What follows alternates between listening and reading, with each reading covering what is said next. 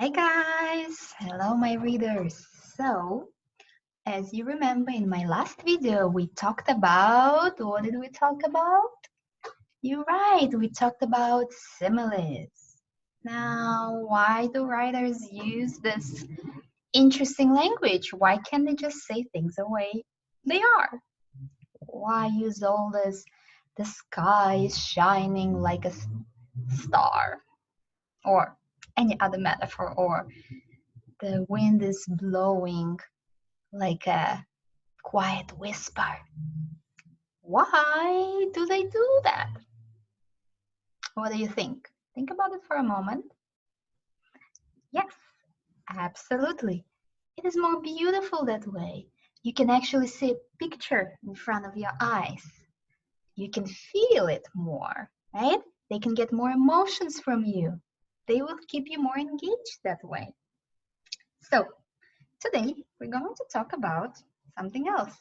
We learned about similes. Remember, similes use as or like to be a simile, right? For it to be a simile, it has to have the words as or like. For example, the boy is brave like a lion. You see the word like was in that sentence? And if you forget, no problem, go back to my other presentation. You also have the PowerPoint and look at it again. Now I'm going to share screen with you. I'm opening it up. Good. Now we can both see. Now we're going to present it. It's a little harder because I need to make it full view. Sorry. Let's see. Where is the view button? Present. Why do I not see present button? Where is my present button? Here it is. Sometimes it takes longer because I have a little bar on top and it's blocking me to see all of those because I have the zoom on top. Yeah. All right. So metaphors. Literary language. Remember, literary language is a special language the writers, the authors use to make us imagine more, to see more beautiful picture, to be precise, to be specific. So metaphors is the other tool they take out of their box and use when they want you to imagine even more in detail what they're writing about. So let's say it together with me. Metaphors. Yeah, the PH sound makes the F sound. Metaphors. So let's take a look. So what is a metaphor? Very, very similar to simile. Very, very alike. So it's a figurative speech, means beautiful tool that they used to describe, what are they describing? An object, a feeling, or a person, right? So you can use, just like when you use simile, you can describe an object, a person, a tree, an activity. The same thing here, you use it to describe a feeling or a person or an object. And there's a comparison. Remember, compare, we're talking how things are alike or different between two things, or maybe more things than two, whatever you want to compare. And metaphors do not use words like or as. Here it is, the main difference between a simile that we talked about last time and the metaphor. Metaphors do not use like or as.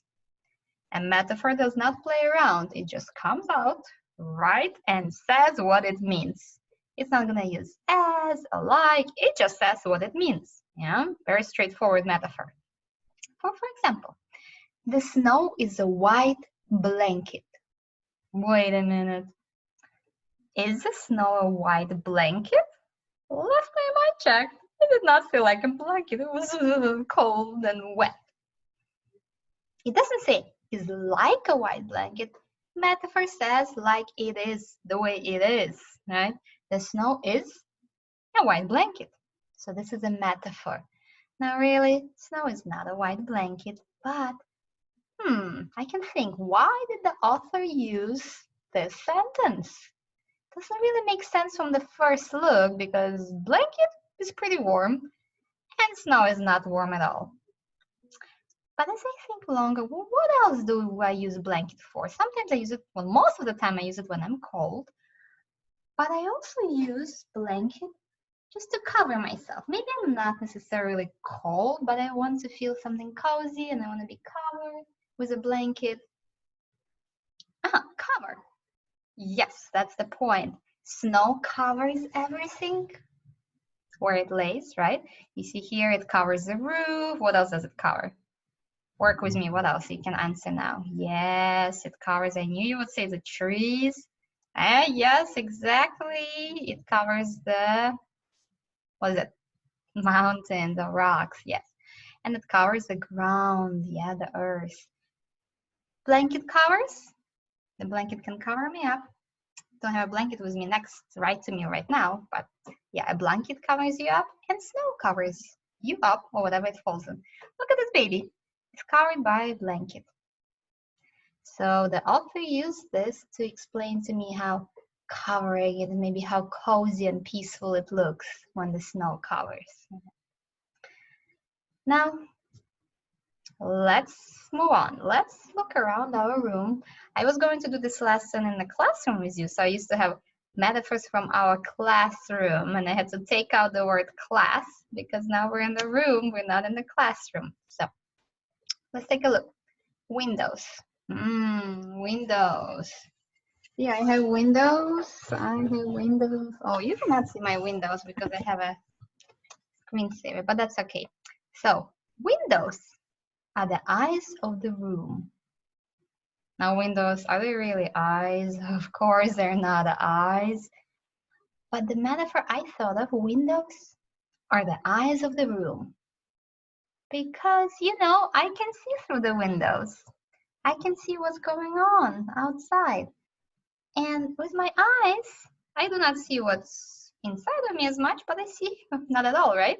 But I see what's outside. Now, with a window, you can see what's inside as well, but it's harder, right? Mostly the windows, the point of the window is to see what's outside and to get the light in. But that's not the point. Here, I want to concentrate that I can see outside from my room through the windows. So the windows remind me of the eyes of the room. So I said, this is my metaphor, I made it up. Windows are the eyes of the room. Isn't it beautiful, right? Instead of just me saying, there are windows in my room. Yep, windows are the eyes of the room. Now I want you to turn and talk. You remember how we do turn and talk now? You just turn to your teddy bear, you turn to your pet, to your cat, Misha, or to your dog, Sasha. Let me know if you have other pets, I'll name them as well. Turn to your cat, turn to your dog, find a brother or a sister, right? Eli has a little sister, Ivan has a little brother.